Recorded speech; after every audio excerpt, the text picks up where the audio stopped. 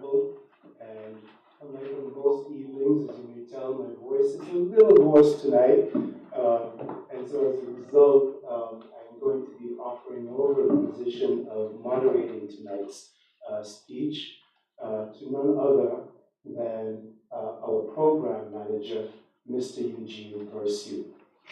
Ladies and gentlemen, round of applause for Mr. Pursuit.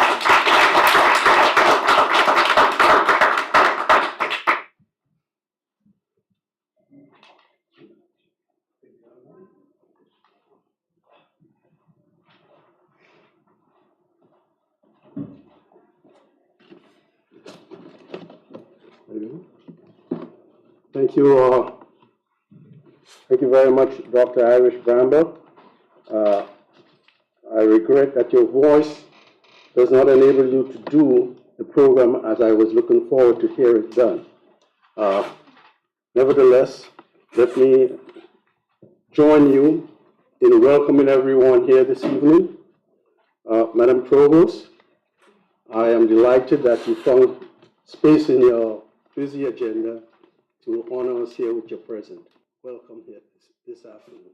Thanks for your support.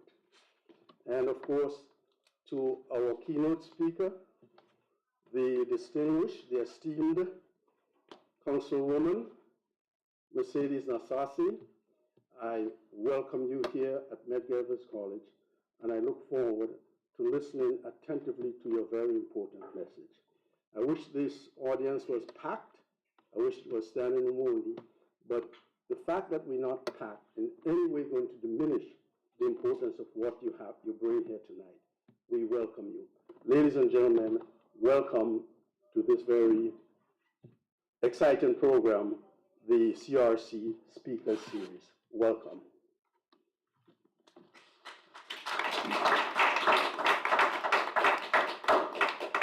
The first item on our agenda will be the singing of two national anthems, the national anthem of the United States of America and the national anthem of one of my favorite countries in the world, Haiti. So whoever is responsible for doing the anthems, let's get it going. Please rise to the playing of the national anthems.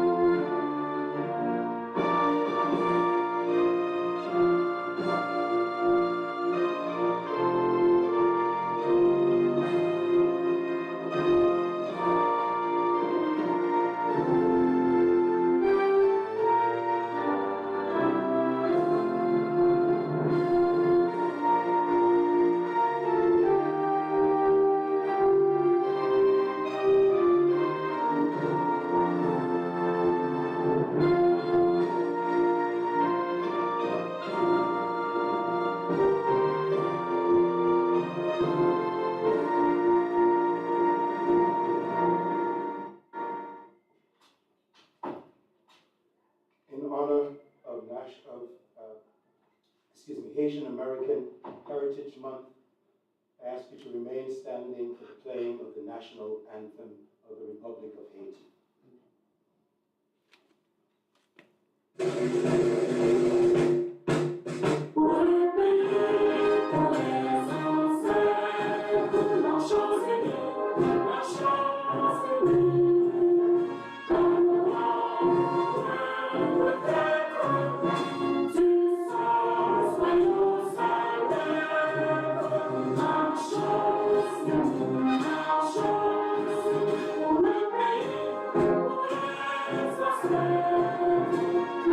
Show.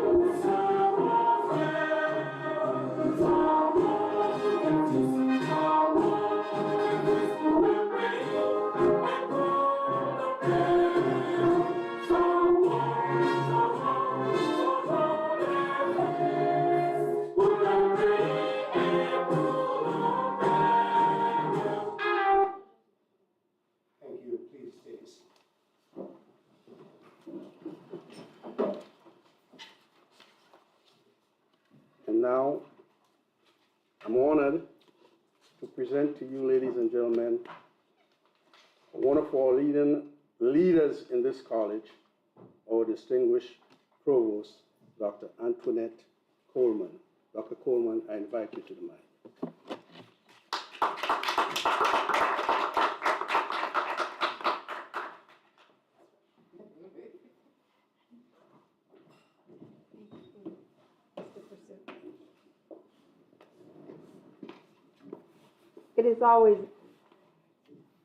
It is always an honor to greet everyone who comes out for a special event. And this is a most special event, everyone. When the Caribbean Research Center launched this series, I may not have been here, but they tried to travel us around the world in their lecture series. So just want you to know that this is a very, very covenant event for us here at Maker. But most of all, to have Councilwoman Narcisse here is even a greater honor. I met her only since I've been here at Maker, and we were at an event, and she's so passionate about young people, about students getting involved in our democratic process that she sat at the table and she spoke to each student about what they should do and how they should do it. And actually, one of the students came up to me a couple of days later and said, you know, that councilwoman was so on it that I really did some of the things she said. I said, great.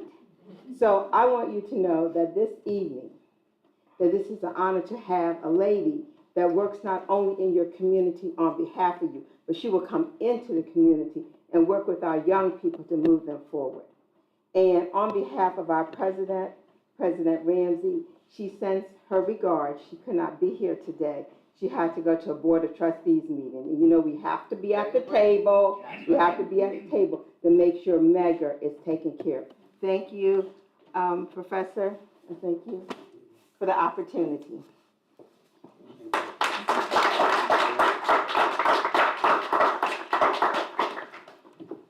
Thank you, Madam Provost. We are always delighted to have you in our company. Folks, nothing does so much for the spirit as some good drumming. Yep. Congratulations again, guys. Starting us off on the right foot, as James Brown would say. I want to acknowledge a very special person in the audience, Dr. Maria De Longoria, standing back there.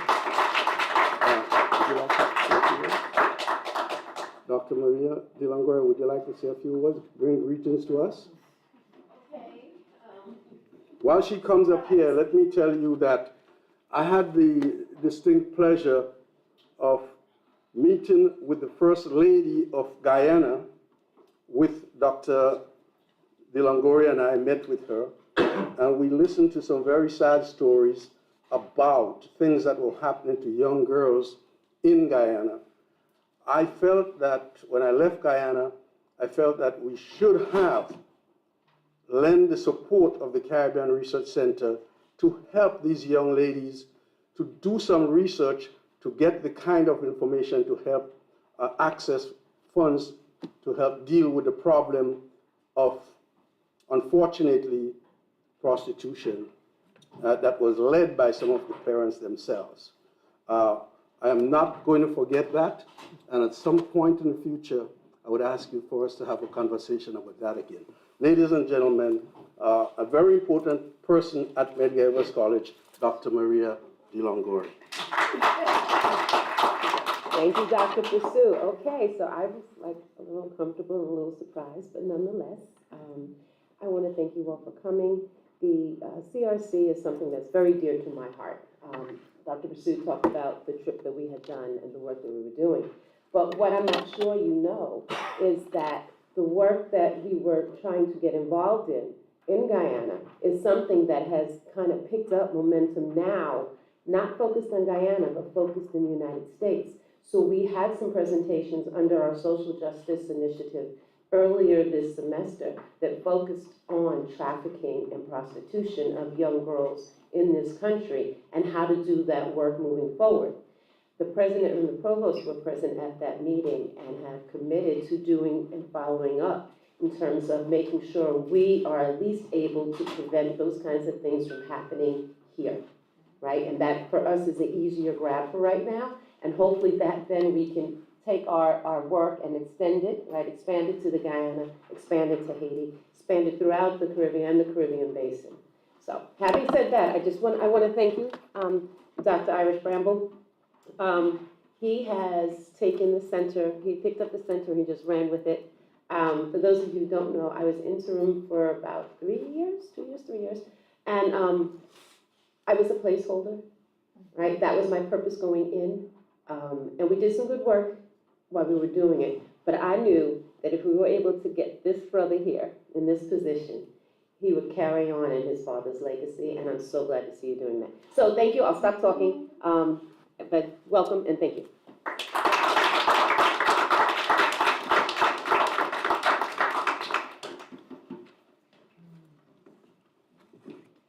Thank you, Dr. De Longoria. At this time, we would hear a little more drumming so that we could lift our spirits even higher. Drummers, please treat us.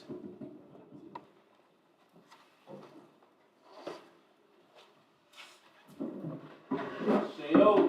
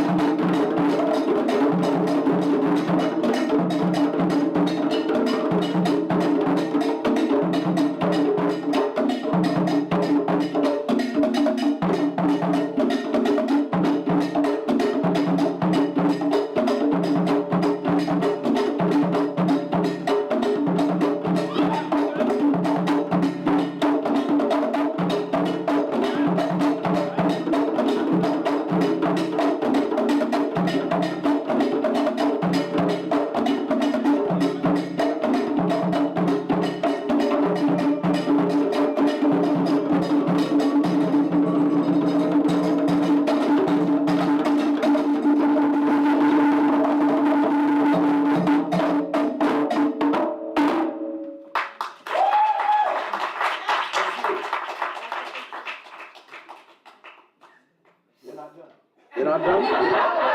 Okay, but let me just, I know they're not done, but I think that as you listen to them, I want you to know something about them. Fantastic.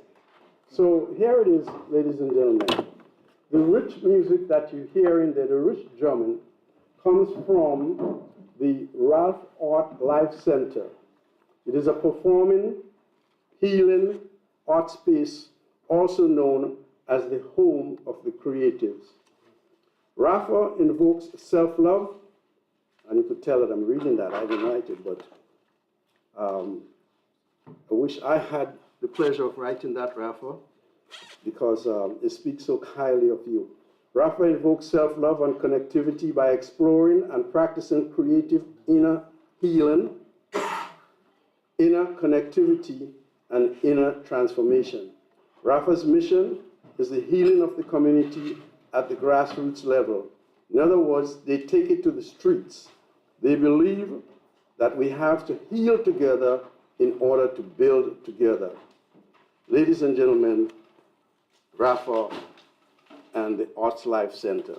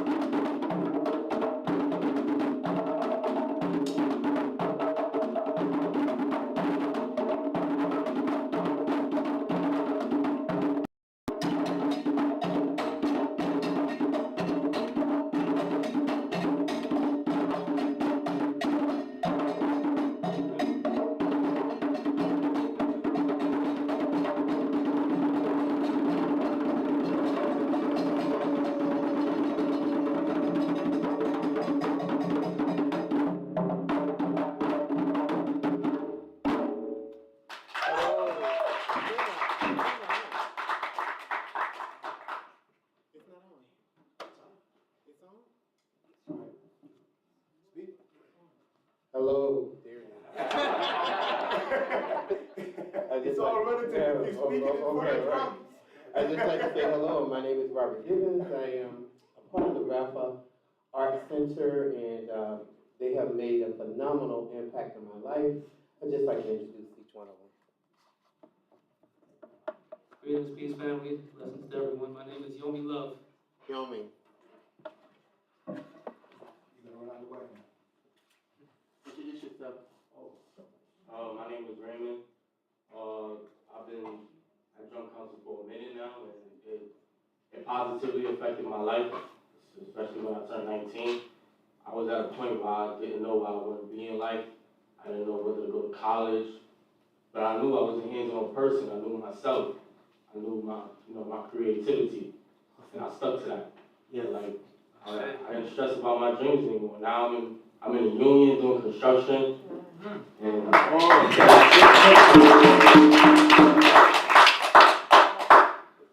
Oh, my name is Lane.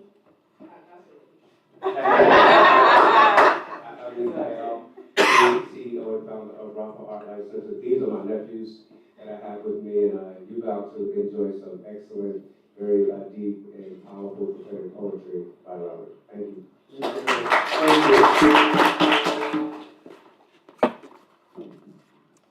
I like y'all assisting. From the ancient tweet, they used to, I go, I may. I go, I may. I go,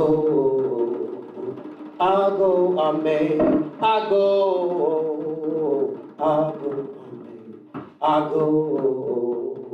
I go, I may. I go.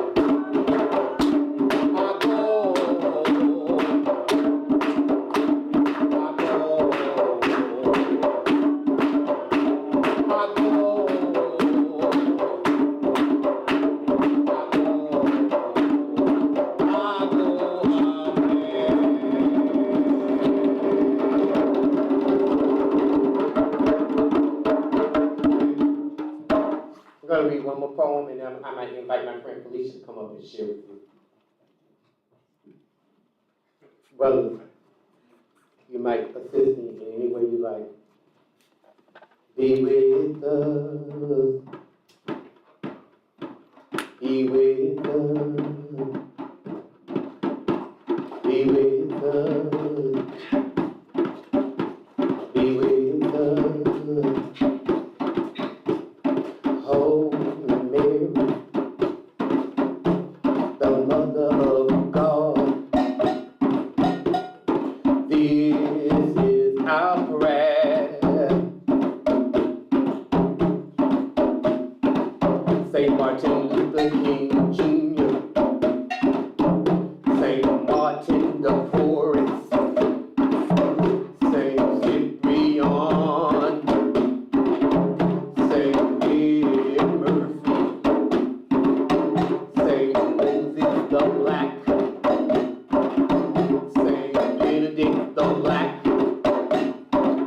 Saint Charles Monka and companions, Saint Maurice and companions, Saint Perpetual and Felicity.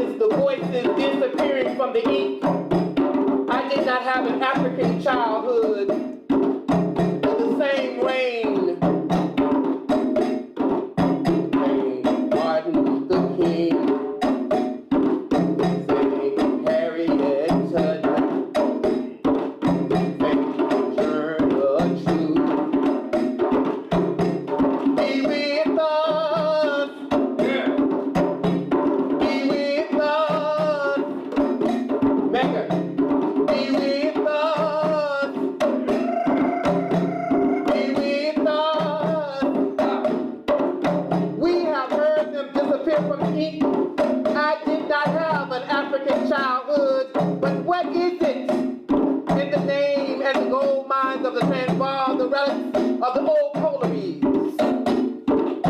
The huts made of dung and mud, but the transported muck to my feet. The northern yellow cornfields, but the apartheid of the sugar cane and the celery fields. The same peonage of breath, so I can be with us. Be with us.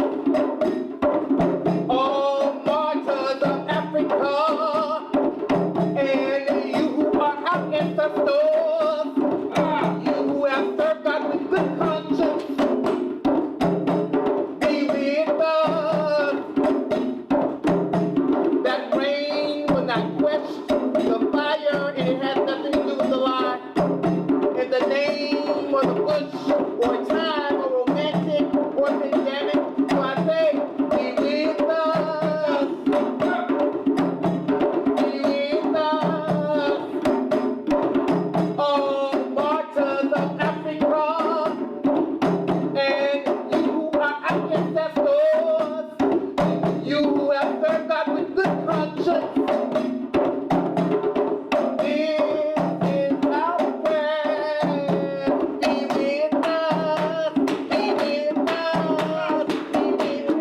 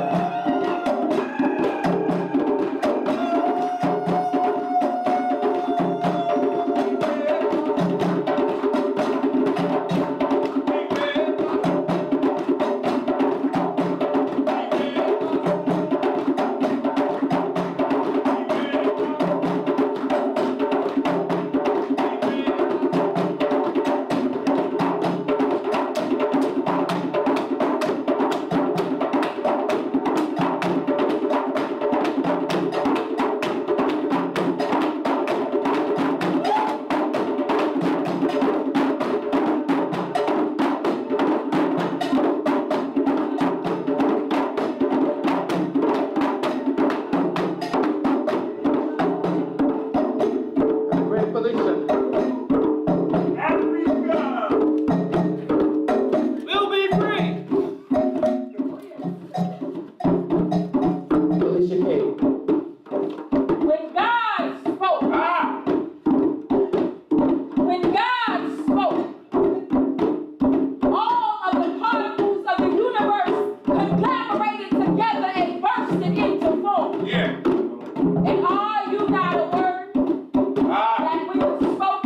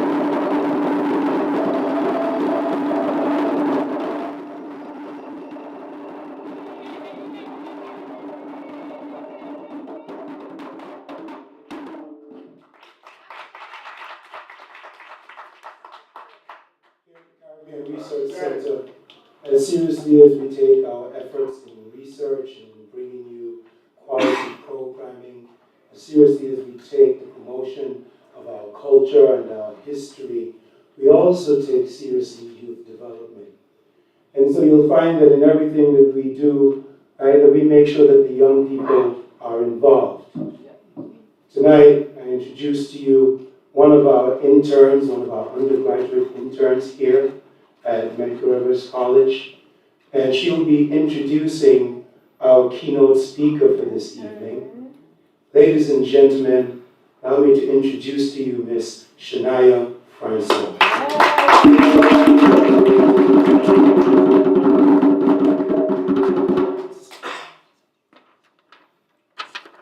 Good evening, everyone. Good evening. Okay. Councilwoman Mercedes Narcisse is a dynamic and caring working mother, proud immigrant and community advocate who has dedicated her entire adult life to improving the quality of life for all residents of Brooklyn, especially those of her neighbors in the 46 council districts. Mercedes' commitment to family and community is based on a strong set of values passed on to her by her immigrant parents. Uniquely qualified and specially prepared, Mercedes has sought to bring all people, regardless of class, racial background, economic status, sexual orientation, or social position into what she calls the family of people. As an advocate for her community, Mercedes has tirelessly worked to empower her neighborhood holistically. In order to excel on all levels, Mercedes works to support all families in our community, helping them to understand how local government can work for them and what they can do together to improve the quality of lives of all. As a registered nurse for over 30 years, Mercedes has fiercely worked to improve the quality of healthcare and its delivery, not only in Brooklyn, but overseas as well. Mercedes worked as a re-entry nurse of Paul J. Cooper Center of Human Services, Inc., where she provided and addressed outpatient chemical dependency treatment for adult alcohol and drug abusers. She has also served as a general administrator of 2 different private clinics, MJC and Brooklyn Gastro. Mercedes is a consensus builder, and even prior to being elected, she worked and partnered with a number of local elected leaders to bring much-needed resources to the district. Mercedes' well-rounded personality lends itself to community leadership and public service. Mercedes is now the council member of the 46th Council District in Brooklyn, covering the neighborhoods of Bergen Beach, Canarsie, Flatlands, Georgetown, Garrison Beach, Marine Park, Mill Basin, Mill Island, Shipstead Bay. Councilwoman Narcisse is chair of the New York City Council's Committee on Hospitals and serves on the committees on health, education, parks and recreation, transportation and infrastructure, criminal justice, and the subcommittee of COVID recovery and resiliency. Ladies and gentlemen, Councilwoman Mercedes Narcisse.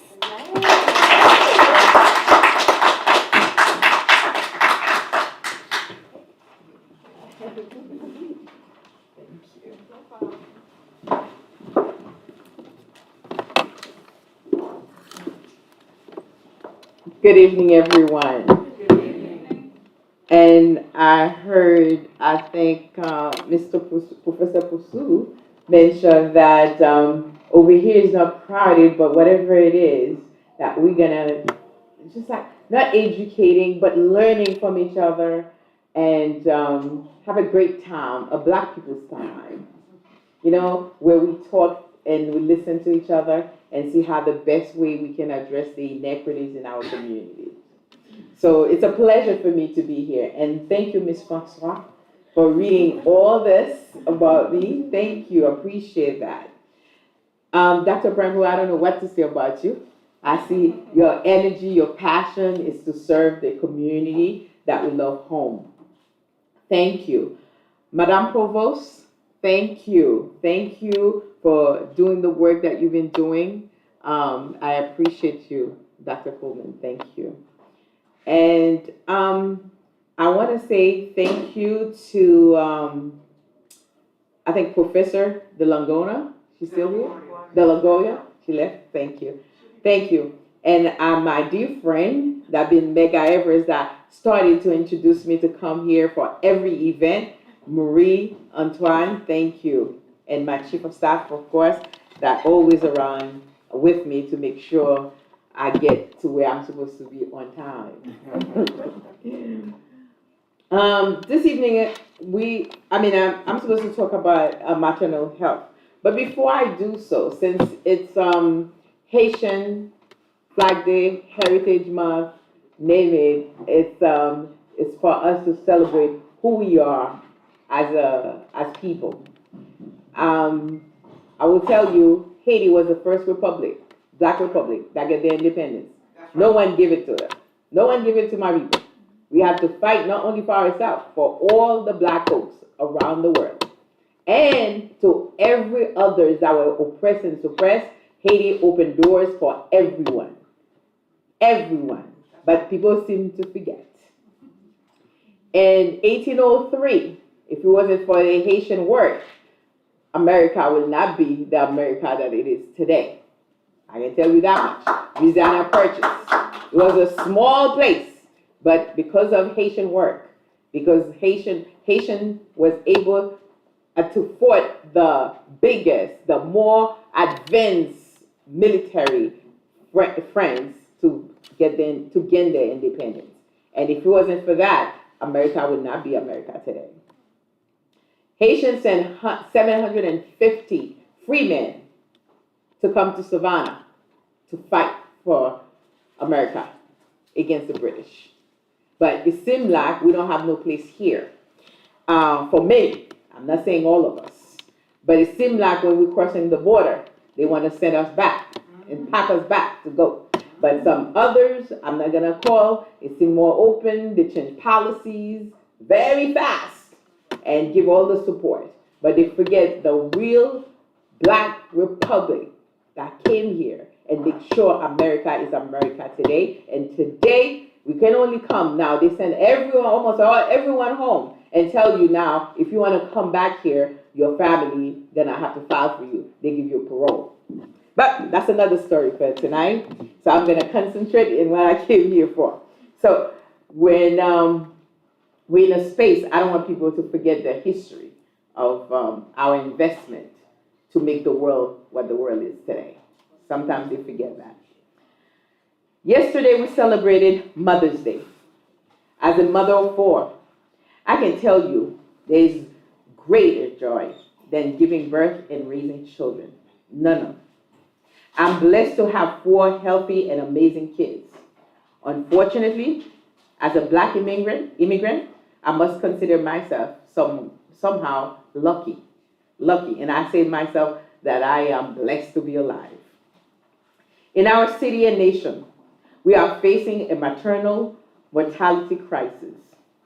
Black immigrant mothers are more likely to experience more adverse birth outcomes than other groups of immigrants in the U.S. Throughout our history, black women and immigrants have borne the brunt of many inequities. As a black woman, nurse, and now city council member and chair of the Committee on Hospitals, I am particularly concerned about black maternal mortality. Despite significant advancements that we make in medical care, stark disparities continue to exist in reproductive care offering in our communities. For those who are unaware, maternal mortality is the death of a woman during pregnancy. It should not be. Childbirth or soon thereafter. Anytime you get pregnant, you know there is a chance that you're going to die, right? It is unfortunate. It is a concern for me. Despite significant advancement, so we, the black folks, continue dying in our community in the United States of America. And you come to New York City, it's the worst. For those, that are not unaware of that, maternal mortality is a death sentence. That, like, you get pregnant, everybody else can give birth, but us is a death sentence. A nation with as many resources as ours, with so many innovation in technology, is allowing young women to die. Things are not getting better. The rate of maternal mortality is steadily rising. And the difference in risk based on race has been unchanged for the past 60 years. Black women in the US die at the rate of 3 to 4 times more than that of white women. Right here in New York City, Black women are 8 times more likely than a white woman to die from a pregnancy-related cause, and nearly 3 times more likely to experience severe maternal morbidity. This gross and disproportionate reproductive injustices have existed for generations. What is particularly shameful is that studies show that 60% of these deaths are preventable. You can prevent them, but who cares? It's Black women. I hate to say that. I'm a very optimistic person, but when you find those statistics, it's heartbreaking. This gross and disproportionate reproductive injustices have existed for generations. And up with 2023, and it's increasing. Quite frankly, getting pregnant as a Black woman in America is often a death sentence, like I said before. It's a heartbreaking. The healthcare system in our city and nation is failing us. What causes this death, you might ask? There are various causes of death during delivery. The most common being pre-eclampsia, which could have been controlled, infection, severe bleeding, and cardiovascular conditions. These are, of course, the medical causes of death. But what leads us to these tragic events is absolutely preventable. You can prevent them. They are the societal issues which continue to stack the odds against Black women during pregnancy. Implicit medical bias, unequal distribution of resources, and an absence of consistent prenatal care. We could have prevented all those folks from dying. We're supposed to have that. And I have to tell you, I represent the 46th district. We don't have any hospital. We don't have any healthcare center up to today, 2023. I'm fighting every single day. Every hearing that I have in the city council, I'm mentioning areas that we don't have no hospital, we don't have any healthcare center. And we're talking about access. How are we having access when we don't even have the place to go? Both implicit bias and structural racism affect how Black women are cared for in our hospitals. You know, when you go to a hospital as a Black woman, a lot of times they ignore you, right? When you say you have pain, you're a Black person. You're all right. You'll be okay until it's too late. We say Miss Washington died not too long ago. We heard it in the news, but we're still having people dying in our hospital system. Implicit bias is a form of bias that occurs automatically and unintentionally that nevertheless affects judgment, decision, and behavior. That's just what we just spoke about. Some hospitals have implemented training on implicit bias to think about how people's background and unconsciousness may be affecting their delivery of healthcare. A few states have passed laws to require healthcare workers to take such training. In New York, beginning last year, all New York real estate licenses are required to complete a 2-hour course on implicit bias, but there is no such requirement for healthcare workers. Can you imagine that? For real estate, you have to talk about implicit bias. But in healthcare, we're still not doing that in New York City, in New York in general. Efforts to pass legislation on the state level have been stalled. Government must do better. We have to do better, including myself. We need such training, and training must come with accountability. People, you have to hold people accountable. When you see something like we said in the commercial, say it. We need to make a real change in New York City and New York State at large. For far too long, policymakers have made choices that have left out people of color, especially our Black women. As a member of the first female majority in the city council in the history of the body, believe it or not, that's the first time, we can tell you that we are doing our part. Every day we're doing our part. We're pushing. And for the first time, we have a Black speaker, Adrienne Adams, that's trying very hard. Yes, you can go. Yeah, the first Black woman. Yes, she deserves it. She worked hard for it. With strong women in leadership, we are determined to lead.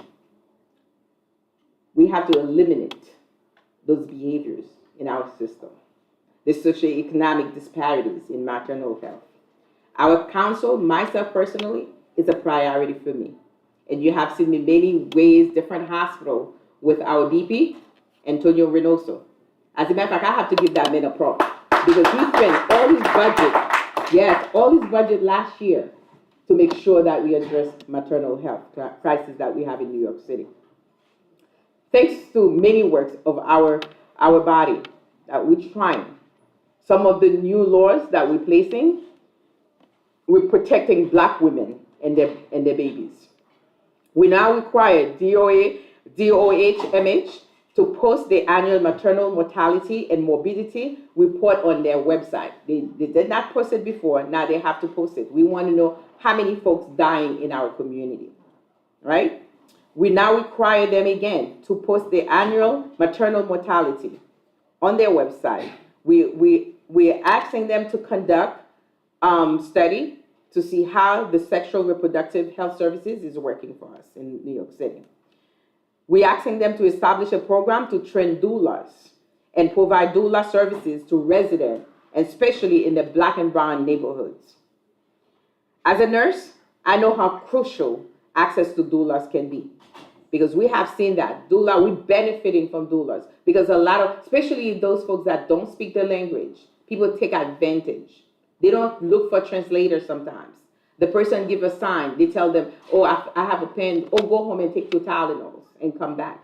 By the time the person come back, guess what, it's too late. We're not taking that. I'm also happy to report that last year, I hosted the first ever New York City Council public hearing on maternal mortality. The city cannot solve the epidemic alone. All levels of government must take part, the state and the federal. And we need the funding too. 65% of Black birthing people in the country rely on Medicaid. Nearly half of all maternal deaths happen within the first postpartum year. However, federal law requires only 60 days of postpartum coverage. How are you going to have that? You know, it takes a whole year, and we only have 60 days. This must be extended, either on the federal level or the state, or state by state too. But the facts are clear. States who are offering the extended postpartum coverage have a lower rate of maternal death. And we need to put a strict regulations. Women should not be suffering in our city. We want this outcome to be much better than what we're having today. Being pregnant should not be a death sentence. Nowhere in our city.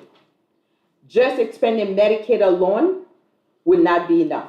Traditionally, Black women are forced to return to work after childbirth quicker than our white counterparts.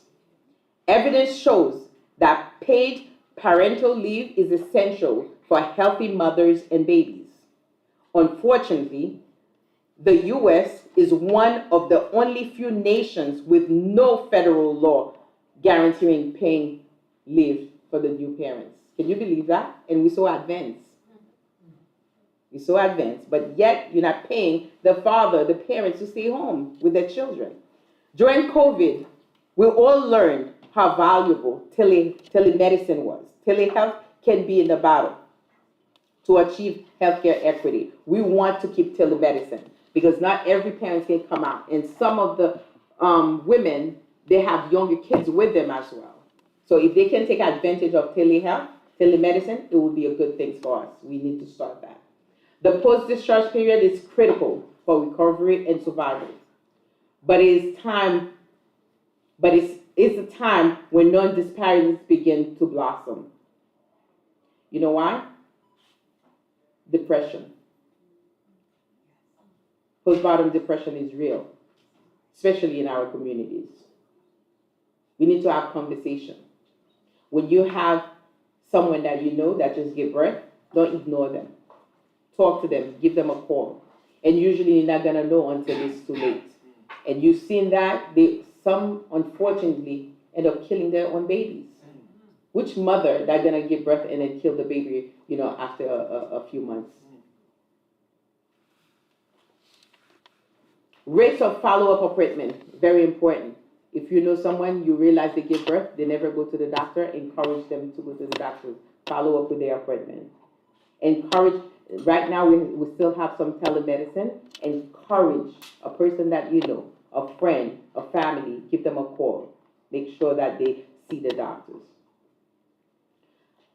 There are ways we can fix this problem.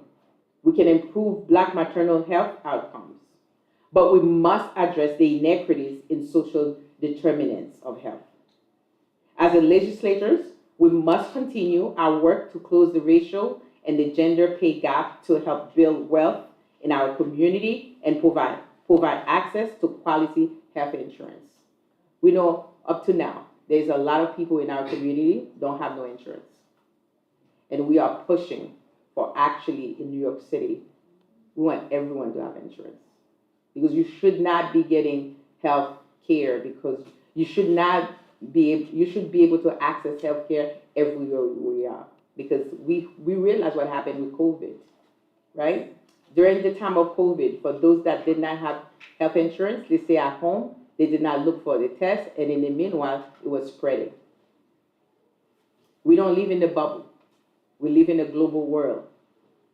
Even we're talking about maternal health, all diseases. So folks need to have insurance where we are. Some folks say, that person they don't work here, they don't do this, they don't do that. But once you're in the country and there's an infectious diseases, guess what?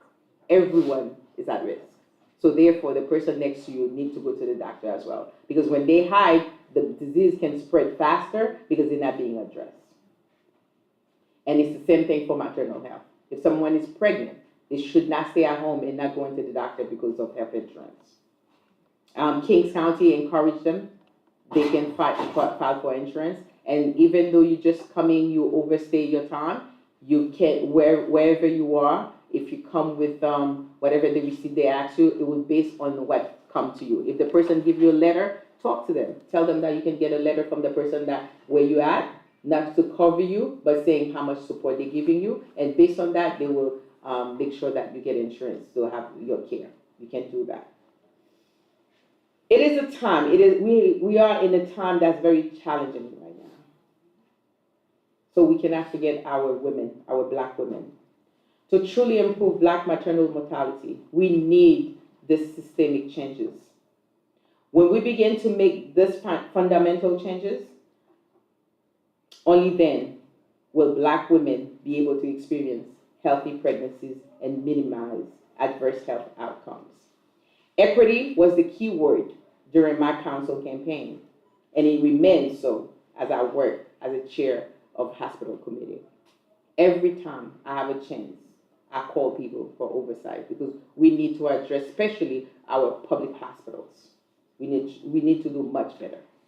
My goal is to ensure that no matter the color or economic status of a patient, they receive equitable care. And I never push on the side. Failure to do so is contributing to a system which has, for far too long, failed Black immigrants, mothers, and family. Without women in our society, without protecting the women in society, I love you guys, but the women are the one that are giving birth. We need to protect our Black history, our Black next generation to come. We need to do better. So I thank you for allowing me to have a chance to talk to you. So any question, I'll be here, and I love you guys. Enjoy the holiday. I'll be waiting for you on May 18 at the Children's Brooklyn Museum. It's 145 Brooklyn Avenue. You're all welcome to celebrate the culture of the first Black Republic. Thank you.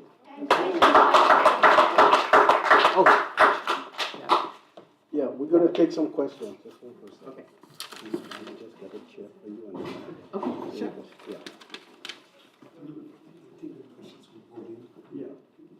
I'll give her a seat. Thank you very much, Councilwoman. Thank you. Let me say that I do not want to sound braggadocious, but I had the honor of serving as a United Nations ambassador from 1990 to 95. During that period, I listened to over 2,000 speeches by every head of state, and none of those speeches have impressed me more than your speech tonight. As you speak, I recognize in you a very special person, a very honest person, a very dedicated person. And I'll tell you something. I do not live in your constituency, but anytime you need me, please feel free to call me. I'll be happy to work for you. Free. Thank you. And now, ladies and gentlemen, we're going to open the floor for some questions from our esteemed speaker. The floor is yours now. Go ahead. Oh, I haven't seen you for a while. Good evening, Councilmember Narcisse. Good evening. Thank you so much for making the time to come and grace us with your presence and your words. I wanted to know, can I increase my maternal mortality rate if I ensure that I see Black and brown healthcare providers?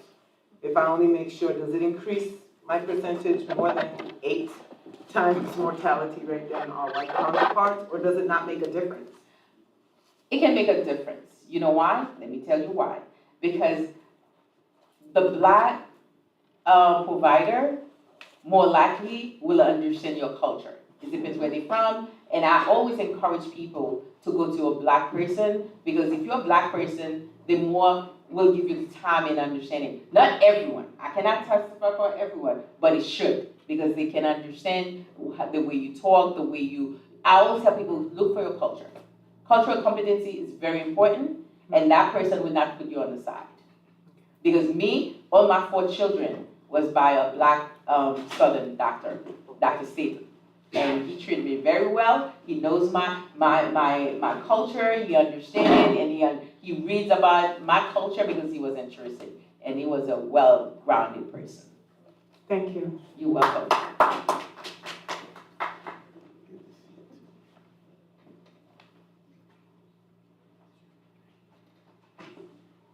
Please come on up to.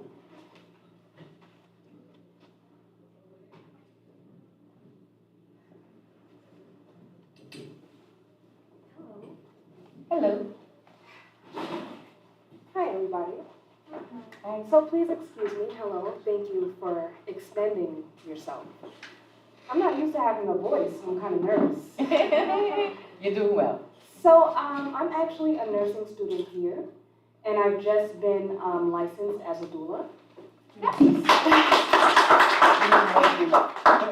So just to kind of piggyback off the prior question, during training, my first question was, as a doula, how do I know what to advocate for my clients? Because the mortality rate is 55 deaths out of 100,000 for Black people. So how do I, what is this beast that I'm facing? What is my part? So the founder of the program referred me to a book called Medical Bondage. So this book goes into detail about the centuries of abuse that Black women have faced in the medical realm. I don't mean to be graphic, but these disparities were used as experiments for doctors. So that has progressed and industrialized. So now when Black women are giving birth, they're kind of looked at with less empathy. It's just translated that way.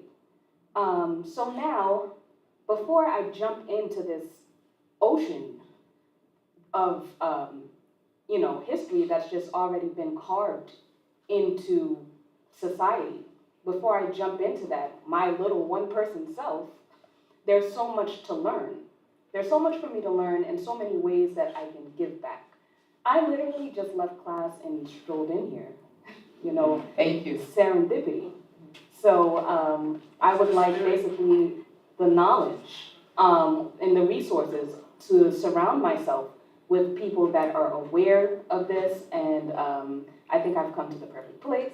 So thank you so much. My pleasure. We're pushing a lot for doulas, and you can play a key role. You have the first thing you did, you decided to help someone else. And the guidance, I don't know if you hear the drummers, the ancestors, the things that we do. Once you start appreciating your brothers, your sisters actually, because the brother will be involved, but the sister is the one that go into the process. So once you do that, you listen to the person needs and the feeling. You just become the partner for that person, holding that person's hand. And when that person is suffering, one of the key things for the doula too, because when the person's suffering, sometimes they cannot make the right decision. So you can hold that person back and say, if you're not so sure, take your little time. And then you be there. The presence alone is already a big deal for that person. And once you start doing the research, because you want to serve. When you want to serve, you're going to do your own research. And you're going to know what you should ask the doctor.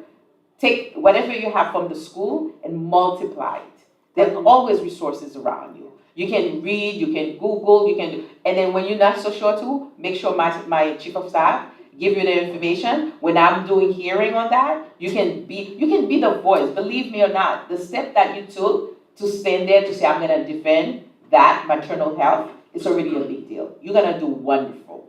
And the rest is to the universe and our ancestors, because you're gonna be there to support, and you have enough knowledge just by starting. Thank you. Thank you.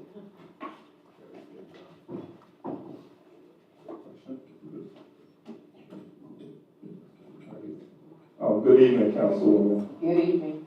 Thank you for your message, your statements. It really resonated with me. You really exposed the contradictions in America when you look at America being one of the GNI, GDP-wise, one of the wealthiest nations in the world. And by sheer size, you could say the wealthiest nation in the world. But you exposed just like the vulnerability or how vulnerable Black women are in this society. And we know that as a historian, we know the history behind that. But it resonated with me because you made me start thinking about as I was growing up. My mother, she lost a child. And I remember she told me that, but growing up, she would say, my aunt, she lost a baby, and she'd go down the line, such and such lost a baby, and all of this is happening in the community, but to me, it was like normal though, like that just happens. That's the thing that happens. Women go through that, sometimes they lose a baby. But these are things that could have been prevented. Yep. And so that's what I really got from your message.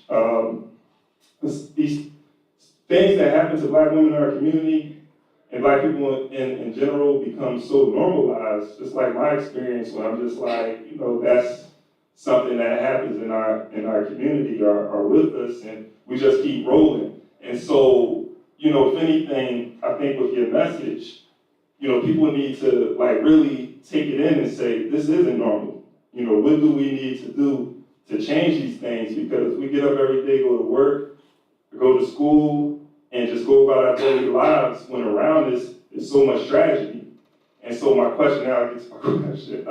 So there's some students here. What are some things that students can do in their community, on campus, like something practical that you would and tell them to do to bring about changes and that's needed in our community. Especially pertaining to with your message. I love when guys ask those questions because there's so much we can do. First, we have to fight to make sure people have insurance, you have coverage, because going to the doctor, you need coverage. So we're gonna keep on fighting for that. We need everyone to have insurance. Anybody that you know that don't have insurance, you have to make sure that they file for insurance. There is no one. And second, we have to get involved by having healthcare presentation to talk about our health, because prenatal care is very important. It's not only starting with the prenatal care when you're pregnant. It should start way before. You should maintain your health. And now one thing, if I have to leave you with something tonight, take care of our health. Take care of our health. And we have to eat. Watch what we eat. Do little exercise that we can do. I'm not saying you have to do 1 hour, 2 hours, but do the 15, 20 minutes, as often, 3, 4 times at least a week. Take care of your body.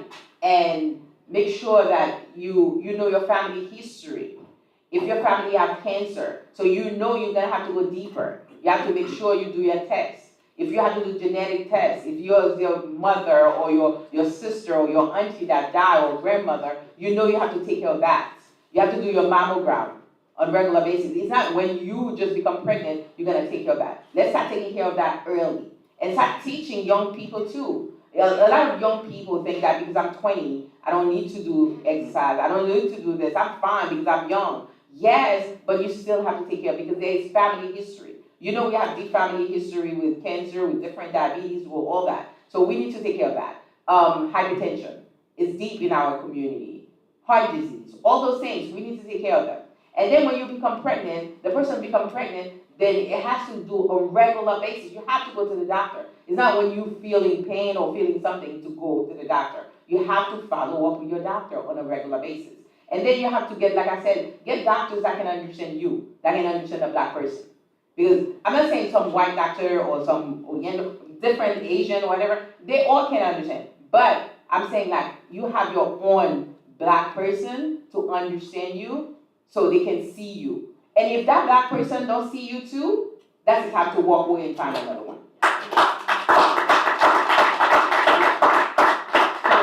So take care of ourselves. Take care, encourage. And then like the doula. Doula is amazing. I love the idea of doula. Because a lot of our folks, when they're in pain, they're not talking. They're upset. They just cannot deal with it. But the doula is a person like a sister. Like you have your sisters to fight for you. If the doctor's doing something wrong or doing something that that patient don't want, so she can talk to that doula, and that doula gonna stand and say, no, you're not doing this. That's not what she wants. The doula can advocate, and the doula will call that person to continue going to the doctor. Even after the baby, postpartum. You heard so many people have postpartum depression. But if you have a doula in your life, they will see that you're not going to the doctor. They will see that you're bleeding. They will see that there is an infection. So the doula is checking on you, going to see you, visit you. Then that's how we can do it together. Thank you.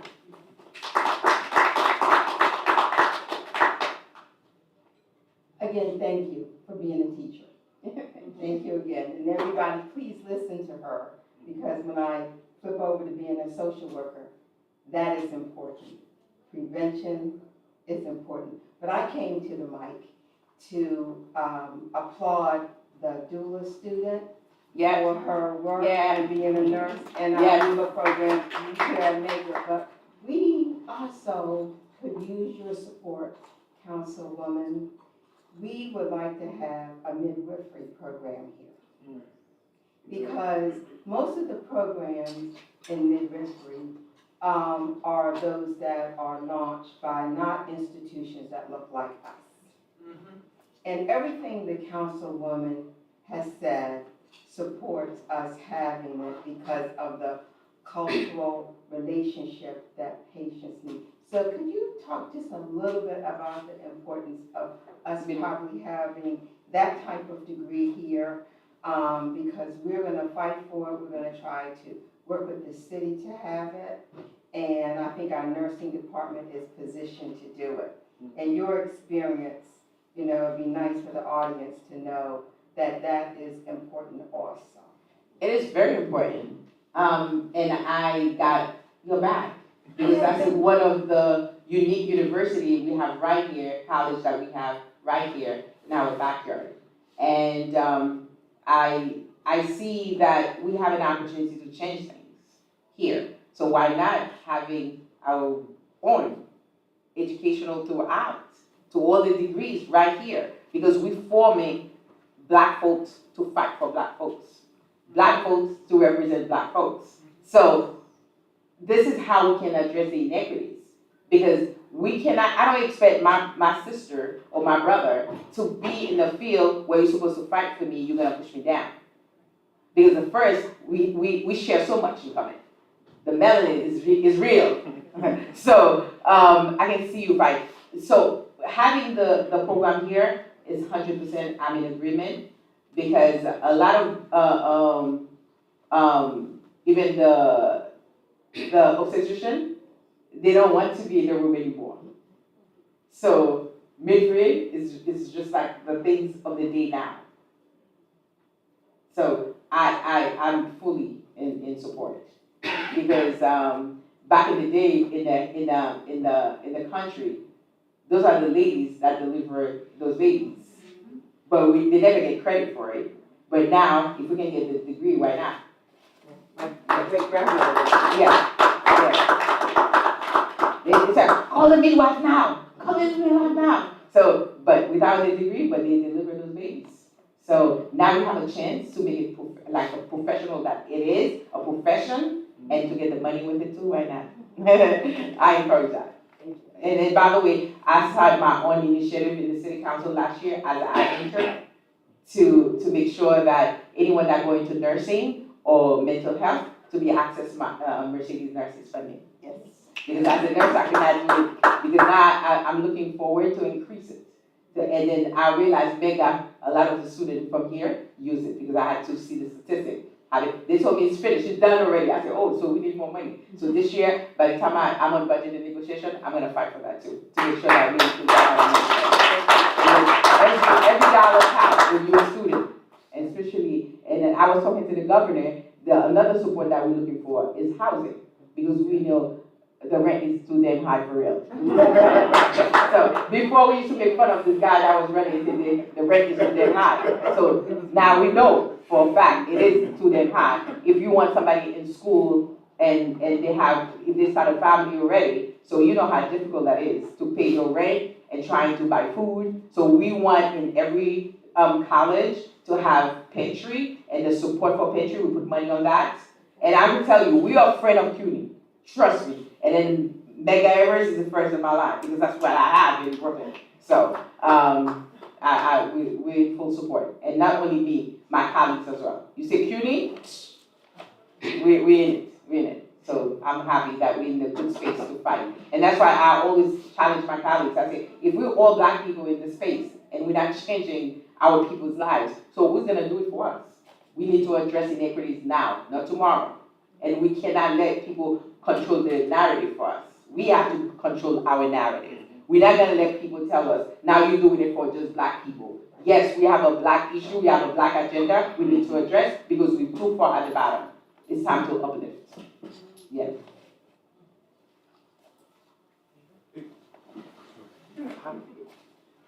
Excuse me, Professor. Yes. One more question. The provost mentioned something, and it highlighted the growth for education. So I'd like to know your opinions on the growing numbers of minority membership in the nursing field, right? So CNAs, LPNs, patient techs, RNs. I'd like to see our numbers increase in the NPs for nurse practitioners. Mm-hmm. I'm with you. And additionally, since in New York specifically, in our tri-state area, our numbers are there in terms of minorities for the nursing field, right? How can we influence the AMA on the medical school acceptance for Black and brown people so that we can try to decrease from the outset the implicit bias that happens to be there now, because we're not represented in those greater numbers as we are in nursing in the physician realm.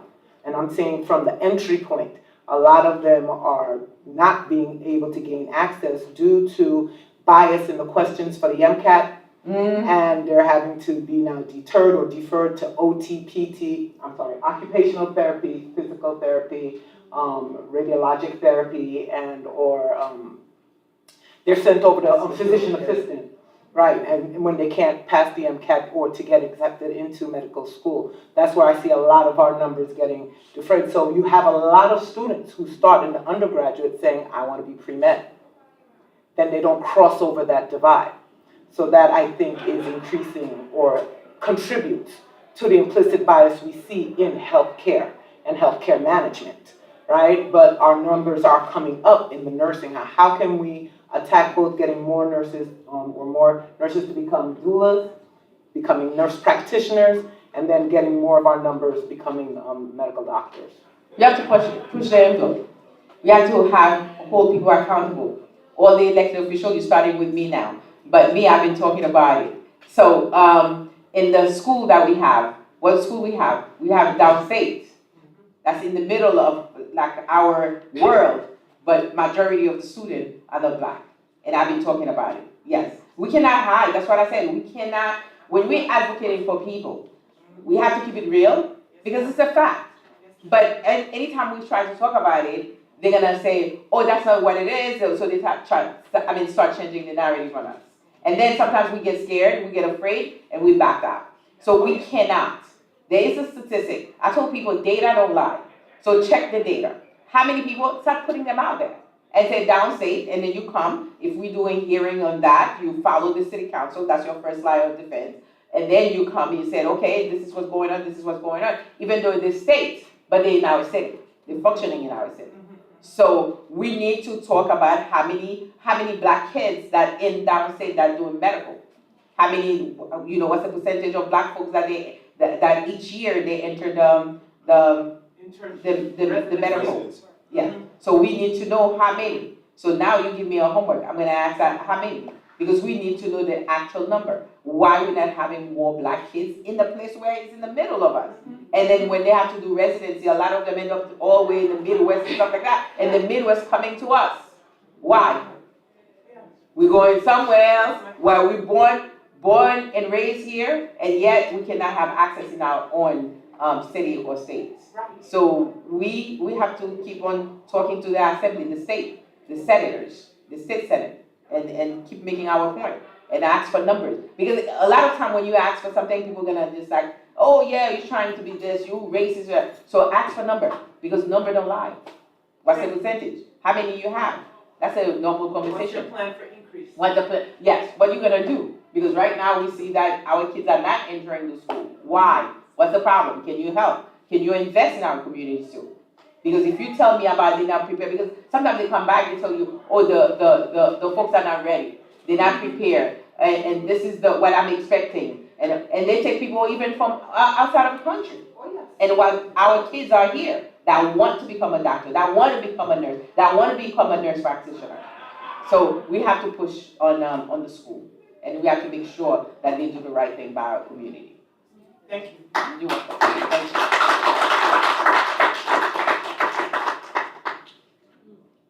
I was just going to quickly just add on to what you were saying. The standards have to be audited. A lot of the times, we're sent to other underserved communities instead of right here, because the standards to break into that industry, nobody's really paying attention to how our demographic is being standardized. Like the exam, the MCAT exam, a lot of institutions and establishments are not always being fair, and like you said, we're scared to say. So they'll take the failure and they'll go somewhere else. They'll go to the Midwest, and we're not advocating for ourselves because it's like nobody's paying attention. The city council, for example, we have to bring it to you. We can come to those meetings. We can, look at these questions, down to the direct root of the problem. Look at these questions on the MCAT that's being given at this HBCU. And then look at LIU, look at their MCAT. We have to shove it in their faces. And we can do that as students. But we're just so scared. Don't be scared. You're not scared now. So that's the same way. Since I was teenager. I never scared of anything. And that's why I ran for office twice before I'm elected on the third time. Because I was very consistent. While I was running my business, raising my kids, and I was involved in everything. I was president of the Avenue Merchant Association. I was president of Canarsie Bank Trust, 41st Assembly District Democratic Club. I keep on rolling. I keep on going. I keep on going. And they at the end, they could not stop it. Because I told them, no, you're not working for us. The area changed. And we need to make sure we address our community needs. Like I said, now, everybody said they're gonna bring the bacon home. I said, I want the whole pig home because I have a lot of needs. We need to eat. Yeah. I have one last question for you. So, I mean, there's a lot of talk about institutional distrust, right? So the distrust in the minority and communities in general. But it seems to be that this is an issue which is particularly troubling for undocumented immigrants. That in addition to the general fear of the medical institution or dealing with official government institutions, that they in particular are traditionally fearful of just having any interaction whatsoever with the government institution. What are we doing to alleviate those kinds of challenges? And I'm going to add to that, in addition to the distrust, some of the language barriers and so on. So I'm speaking specifically to the immigrant population and even more specifically to the undocumented immigrant population. How poorly is our health system failing them? As a matter of fact, for a healthcare system, as a chair of hospitals, I give them a lot of hard time. I push for language access. I do not want the telephone conversation to talk to the person. I want the actual person to be employed, especially in the hospital that we have in our communities. I know Dr. Katz, I love him, but I say, no. I just can't, because when you're doing, especially older people, and if they don't have a document on top of it, forget it, they don't want to go to the doctors at all. So now we need to open doors when they have people that can talk to them, and the community. One thing I keep saying to my people all the time too, it's we have to build that trust among ourselves too, where people can talk to you in your community and feel like I can talk to that person. You know, you can come to me. So more of CBOs, like community-based organizations that we have that are doing the work, the better our community will be. That's why I push a lot for CBOs. Because once they get the money access, because before we never used to have no access to get money in the system. But now because of the work that we're doing and the people before us, we're able to allocate funding where people like you can come and serve you. And in New York City, people actually, we should not be embarrassed not having papers. Because, everybody, look at what's going on right now. We have asylum seekers coming like by buses. We already have over 60,000, right? Yeah. Over 60,000. So do they have papers? They're getting all the resources. So in our community, now we have an example to tell them, no, don't be embarrassed. No, stay home, come out. You can get your paper too. You can get your medical coverage. You just have to encourage each other because the trust is built. Because don't forget that we're the race that goes under slavery the hardest. So we have that mindset that we don't trust each other unless you build the relationship. So that's why I love, like I said, CBOs, that kind of the same culture can serve their community. And that way the trust we can build. And eventually we can be able to access much more things. So we have to push the hospital to do their part. And then we have to push the CBOs in our communities. And us as a community, check on your neighbors. Talk to your neighbors. I mean, people are scared to talk to people. Me, I love talking to people. I talk to people in the train. I talk to people everywhere I am. We talk to each other. We build each other up. And that's how we're going to change it. But nobody else is going to come and change it for us. And don't forget the slavery things. It messed us up badly. We messed up from bad. So we have to be conscious of what took place in our lives. It's not excuses. It's a fact. Yeah. So now how we work with our brothers and sisters, and then don't get discouraged because some of us still struggling with that mindset. And some of us, believe it or not, I like to keep it real. Some people will trust a white person faster than a black person. And then I turn around, I'm like, Yeah. What's the problem here? There's a problem here because we're supposed to trust each other. You know, keep it real with each other, trust each other, and tell the truth. You know, as much as you can. I don't expect perfection, like I tell people, but you have to keep it. You know, so for me to trust you, you have to keep it real with me.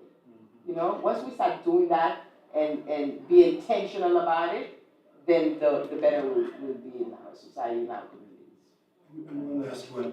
So, what are our prospects for closing the gap in terms of healthcare access? So you mentioned that in your own district that you have a healthcare desert.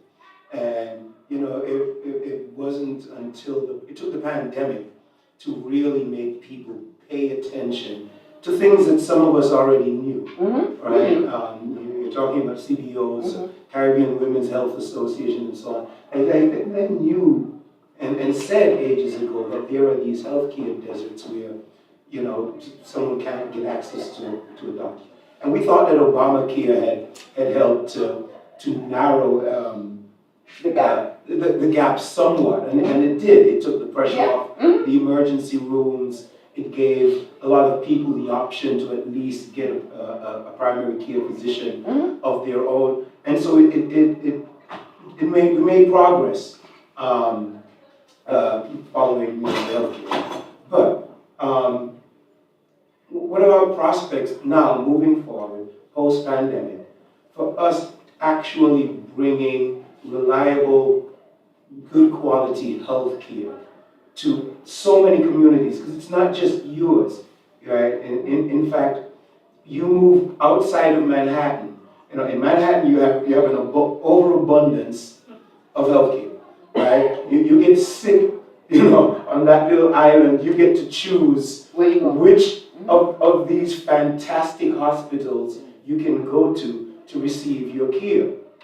But once you leave that and come out into the outer boroughs, where large numbers of minorities live, where large numbers of our immigrant communities are located, it's a very, and it's not until you actually see it laid out on a map do you actually recognize just how vast the difference is and how big that gap is.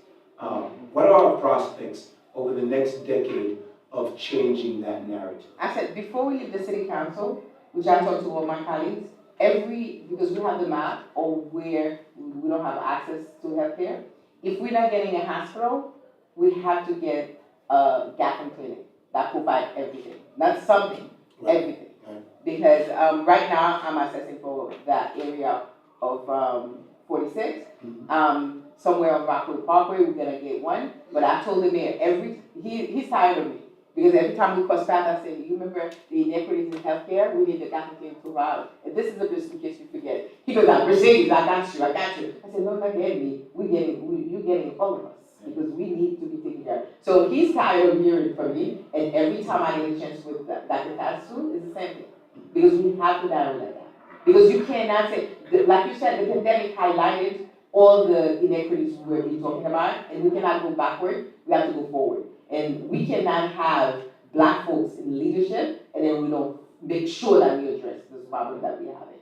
So yes, by the time we finish, that like he made the commitment, don't forget, even in the city council, when we push for something, we still need the mayor to actually finalize it.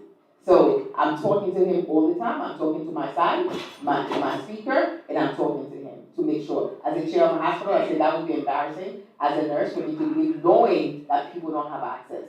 It's not an old day where city council just listen to the mayor. We addressing it. He's tired of that. As I said, every chance I get, I tell him, don't forget, New York City have to be better.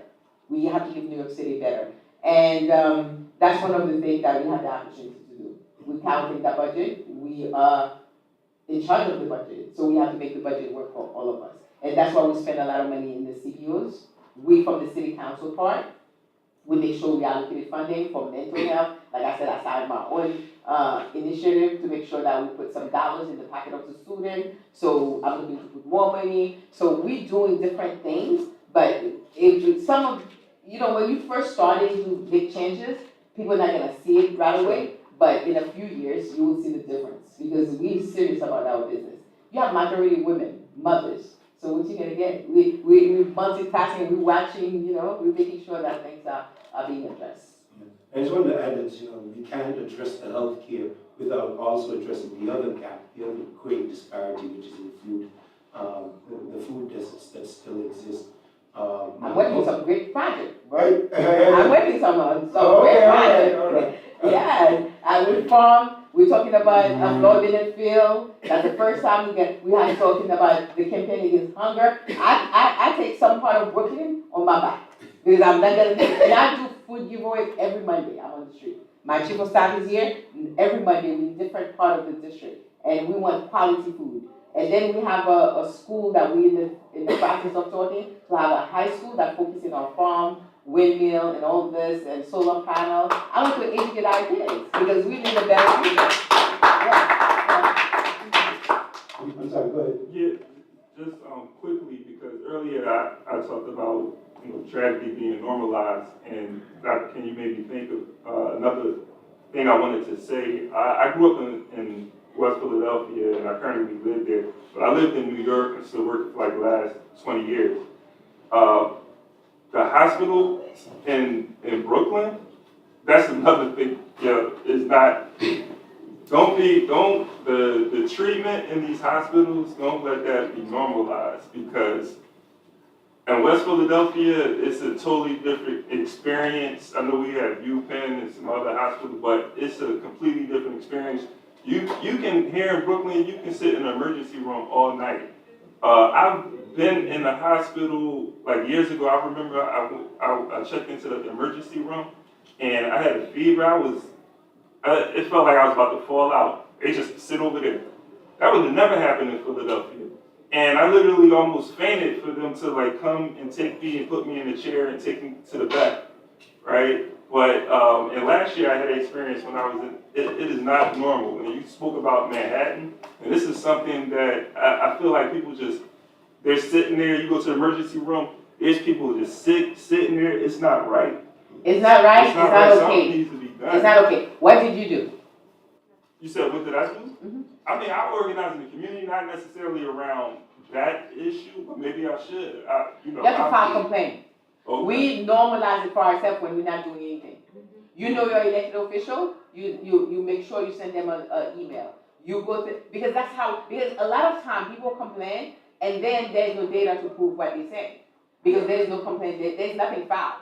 But if you keep on pressing, and every one of us, we need to educate each other for that too. If you're not gonna do an email, do a call. Say, I'm not taking that from you. You can file a report even in the hospital. Say you're not taking that, because there is patient care coordinators that you can talk to. So that's what I'm talking about. That's why the doula, where's the doula? Doula left already? Okay, so that's why we need people to advocate and make report.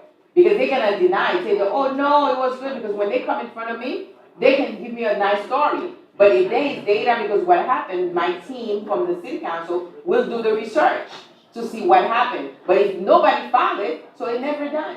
Just like in nursing, if it's not on the paper, it was not done. So we have to do more of that, because we have tendency to complain just among ourselves, but we're not doing the paperwork or the call. Let's do the call and encourage other people to do the call. Once you start doing that, they have to put their act together. Because there is another problem too, let me be honest, because I like to be honest on things. What happened in our hospital, they are on life support themselves, because they're not getting reimbursement from Medicaid. And Medicaid is a big problem, because majority of the hospital, majority of their funding coming from Medicaid. And they have not had an increase for so many years. So right now we're fighting. In the city council, I have to put a razor in to ask them to do 20%. I said, maybe you should, for the star, you will end up on the cloud. Because they keep saying like 5%, but the 5% is not gonna change, shift the dial. Because we need to do that. Because they need to get paid so they can hold the nurses, they can hold the staff. Because right now they're all complaining to me, and I'm trying to push, and we are trying to push with the governor, but the governor is pushing a little bit, but we need more action on that. Because plus, we have so many people coming overnight on us. So therefore, if they don't increase the reimbursement, the hospital will be, they're walking on one leg, like my chief of staff would say, they're walking on one leg. So we don't want that too. And then this is an action you can take too. As a person, as a citizen in the New York City, you have to find out what's the problem, what's causing the problem, because I'm not taking it from you. So you go to the hospital, it's not clean, myself, and before I go, I'm gonna make a call. If I see something is wrong, I'm gonna make a call. And I've been like that since I was very young. We have to be more active, initiate those kind of things and put pressure on people to do the right thing. Okay, I appreciate you just inspired me to do something. Yeah. Thank you. I appreciate it. Yeah. All right, everyone. And with that, I'm going to bring the question and answer segment to a brief close. I want to first take a really quick minute to thank some people and to acknowledge some people. I want to thank Ambassador Pursuit for stepping up to the plate and being in for me. Thank you so much. Truly appreciate it. Councilman, please don't leave here. We do have an award for you. So, I just want to just get her the mic stand so that she can. All right. I want to thank the members of my team. Ms. Sasha Richardson, our media specialist, for all of her efforts in terms of developing projects, and setting up our online presence and running it. I want to thank my in-house staff, Ms. Vivian Burns, who is taking care of the logistics and refreshments outside, registration, and all of those behind the scene things that without which this isn't possible, right? We can't do it. Ms. Juliana Backus, who could not be here this evening because as a young mother, her daughter is not well, and so she went home to attend to her. Dr. Marsha Webster, thank you very much for your help and your support. Two others behind the scenes, my runner, and these two are very special to me.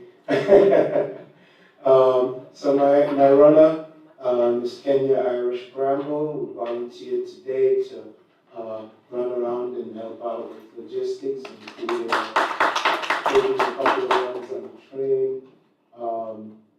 My budding photographer, Kenise Irish Bramble, my second daughter, who is in the back. I'm really shy about it.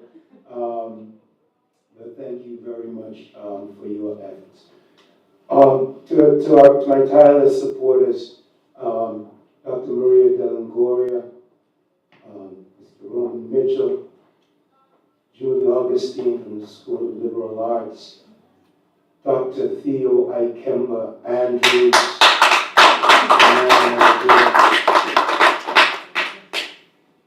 to my intern, Ms. Shania Francois. She's a gem, and yeah, I'm going to embarrass her a little more and put her on the spot. You know, she fell into my lap entirely by accident. You know, it's that famous saying, the stone that the builder refuses. She was looking for a position in the library. She's a future accountant. She's going to be a great forensic. I don't have enough time to tell you this story, but she's going to be a great future forensic accountant. I promise you that. Mark my words, I'm on record saying it. But yeah, she was looking for a position in the library, and the library said they didn't have any space for her, they didn't have any time for her, they didn't have any money for her, and they brought her over saying, you know, does anybody want an intern? Thank you very much, library. All right, thank you for bringing her. She is a gem and a future leader. She's a future leader. She's working right now to organize revitalizing the Asian American Student Association, and single-handedly, you know, she went out there and she went to student government And she says, I want to start this club back up. I don't understand why this club isn't here. And Dr. Irish Brown told me to come over and talk to you. And they said to her, well, you need to go out and you need to get 10 signatures and so on. And she said 10, and they said, yeah. And she came out, she said, Dr. Brown, I gotta get 10 signatures. I said, go get them. She came back 3 days later and had close to 20, so she almost doubled their number. Showed back up and said, you said you wanted 10, here's 20. Right, let's get this club started. And she has been a thorn in their side since pushing to get this club up and running. And as soon as they get it up and running, I hope that they vote you in to be president. Shania All right. If I happen to forget anyone, please, accept my apologies. It is not because I don't appreciate you. It's just I'm getting old. All right. So to all of you who came out this evening, thank you very much. Dr. Coleman, thank you. I know you had a busy schedule, and I know we went back and forth as whether or not you'd be able to make it. And I was absolutely delighted when I got a message this afternoon that said that your schedule had cleared up and you'd be able to be here. And so the support of the Office of Academic Affairs means the world to us. All right. And having said that, I want to invite a couple of people to join me on the stage as I present our Speaker Award. I'm sorry, Mr. Pursuit is giving me the signal. Yeah, I just wanted to, with your permission, to make a statement before we get to that. Absolutely. Yeah. Come on, take it, please. Folks, we have done this program before in the past, and again we do the programs as a one-hit thing. I want to ask every one of us here, let us use this not to just present a show, but to build relations. I want to ask you all to find out what we're doing in CRC. Take an interest in what we're doing in CRC. Join us in building a powerful research center right here in Brooklyn. I express my appreciation to the provost. I know that the provost's presence here means a lot to the strengthening of CRC. We're not going to let the councilwoman go. We are about building relationship, and I want to ask all of you to join us in this process. This is not just a one-time show, it is building relationship. Join us in that.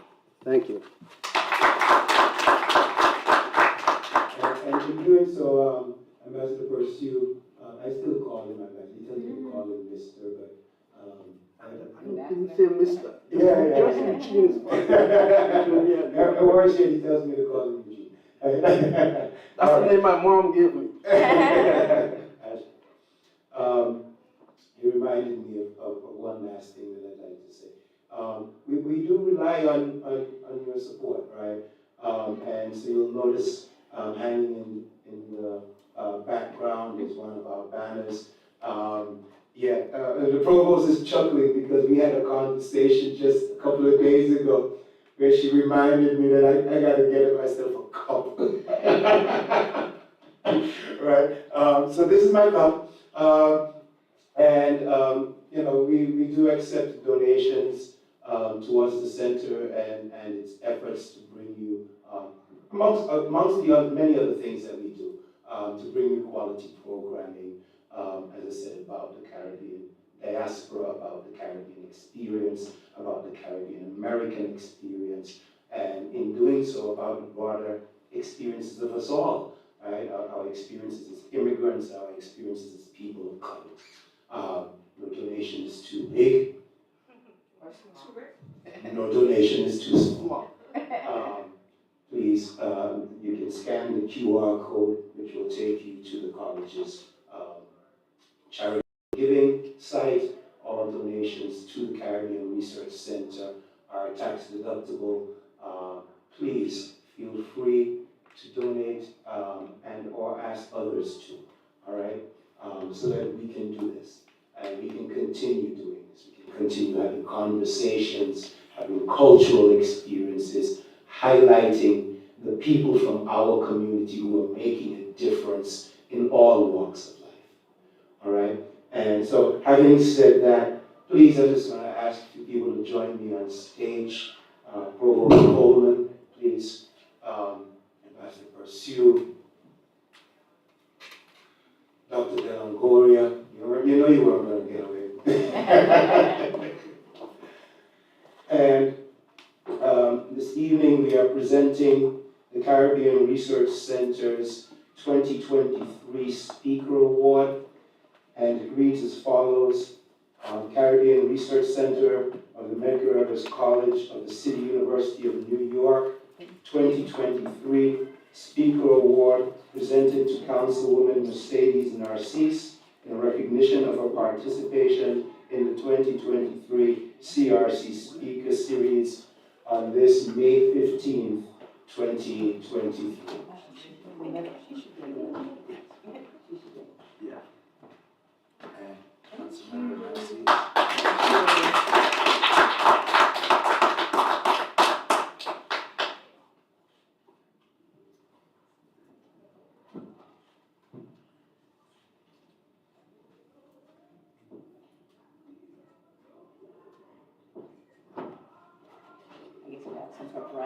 Yes, make sure you get my big sign inside. Yeah.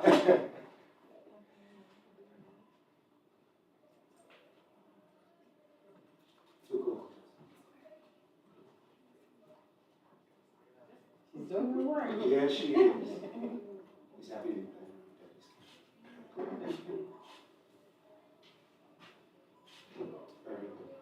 Thank you. all right. Professor Roman, shout out to you. I knew I forgot somebody.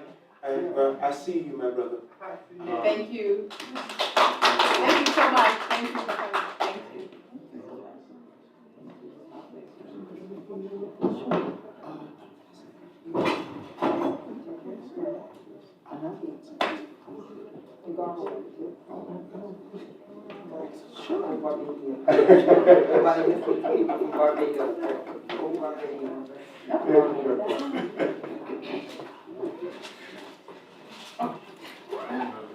you.